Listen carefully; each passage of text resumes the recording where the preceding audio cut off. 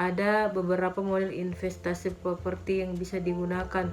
Cara yang paling sederhana adalah dengan membeli tanah, membangun properti di atasannya, dan menjualnya saat harga dinilai sudah cukup tinggi. Sedangkan untuk cara kedua, Anda bisa menyewa properti untuk mendapatkan aliran pemasukan. Jangan lupa untuk mempertimbangkan risiko seperti kerusakan bangunan.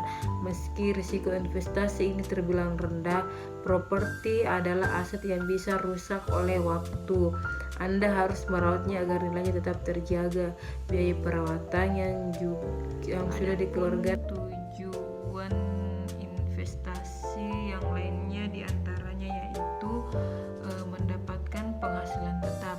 Tujuan berinvestasi untuk mendapatkan penghasilan tetap biasanya diterapkan oleh mereka yang menanam modal pada sebuah perusahaan. Adapun beberapa faktor lain yang mempengaruhi dalam mengambil keputusan berinvestasi yaitu suku bunga. Suku bunga juga sangat mempengaruhi iklim investasi. Nilai suku bunga dipengaruhi oleh banyak faktor termasuk kondisi global. Kontraopsi merupakan instrumen derivatif yang bisa digunakan untuk melakukan lindung nilai atau hedging. Kontraopsi sendiri itu terdiri dari dua jenis, yakni opsi jual dan opsi beli. Opsi jelaskannya, hal pertama itu kita harus tentukan tujuan investasi kita. Ini berencana untuk apakah kita itu ingin berinvestasi jangka panjang, menengah, atau pendek. Pasalnya setiap jenis itu biasanya memiliki tingkat kecocokan yang berbeda dengan tujuanmu. Teori efisiensi pasar. Efisiensi pasar merupakan pasar yang efisien, di mana harga semua sekuritas yang diperdagangkan telah mencerminkan semua informasi yang tersedia. Dandelin menyajikan 3 macam bentuk utama dari pasar efisiensi, yaitu 1. Efisiensi dalam bentuk lemah atau dinamakan weak form. Pasar efisiensi dalam bentuk lemah berarti semua informasi yang ada di masa lalu atau histori akan tercermin dalam harga yang berbentuk sekarang, seperti saham. Adapun 10 perilaku pasar modal. Yang pertama itu pengawas pasar modal, yang kedua penyelenggara pasar modal, yang ketiga perusahaan emiten, keempat investor atau pemilik modal, yang kelima ada penjamin emisi, keenam ada pialang, ketujuh ada manajer investasi, ke-8 ada penasihat investasi, 9 lembaga penunjang pasar modal, dan yang terakhir itu ada profesi penunjang pasar modal. Yang pertama itu ada energi, sektor energi, di mana sektor energi ini adalah sektor yang mencakup perusahaan barang dan jasa yang berkaitan dengan ekstraksi energi. Perusahaan energi yang masuk dalam sektor saham ini merupakan perusahaan yang mencakup energi tidak terbarukan atau fossil fuels. Jadi pendapatannya dipengaruhi langsung oleh harga komoditas energi dunia, misal pertambangan, minyak bumi, batu bara, gas alam, dan perusahaan lain yang atau biasa disebut kapitalisasi pasar.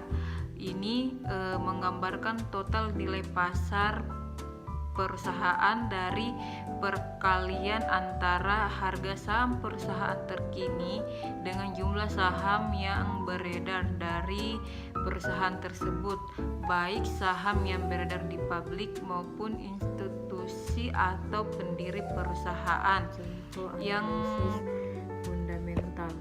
Langsung saja, apa itu analisis teknikal? Analisis teknikal adalah memprediksi harga pasar di masa lalu.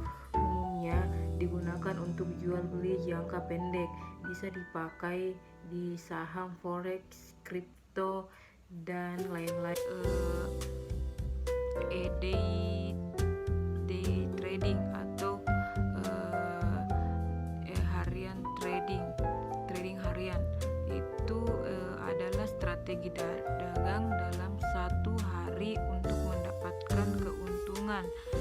Day trading adalah strategi perdagangan dalam satu hari yang dilakukan oleh seorang trader untuk mendapatkan keuntungan maksimal. Aktivitas perdagangan ini memiliki risiko finansial yang cukup besar sehingga memenuhi banyak pro kontra. Dalam konsep finansial, trading merujuk pada proses jual beli sekuritas. Contoh dari trading day ini adalah saham. Selain itu, trading juga sering dilakukan di pasar berjangka dan pasar valuta asing atau yang sering disebut dengan forex. Langkah pertama itu yang harus kita lakukan adalah cek. Ketika pertama kali berinvestasi di sebuah instrumen investasi, jangan lupa untuk mencatat dan mengingat harga beli waktu itu. Misalnya Anda berinvestasi rutin di Redaksana saham A, catatlah berapa harga unit penyertaan dan nilai aktiva bersih Redaksana tersebut ketika pertama kali Anda membeli. Tujuannya tak lain dengan mengetahui harga sebuah instrumen investasi ketika pertama kali membelinya, Anda bisa menghitung berapa pertumbuhannya atau penurunannya selama setahun belakang. Yang Sharpe ratio adalah rasio yang menunjukkan besaran return instrumen investasi setelah dikurangi terlebih dahulu dengan return aset bebas risiko, lalu return instrumen investasi tersebut disesuaikan dengan besaran risiko yang terdapat pada instrumen investasi. Sharpe ratio akan menunjukkan untuk setiap risiko yang melekat pada instrumen investasi. Adapun rumus dari Sharpe ratio yaitu SA sama dengan E dalam kurung RA kurang RB balas kurung per QA, di mana SA itu rasio Sharpe, E itu nilai yang diharapkan, RA pengembalian aset, RB pengembalian bebas risiko, dan QA simpangan baku pengembalian kelebihan aset.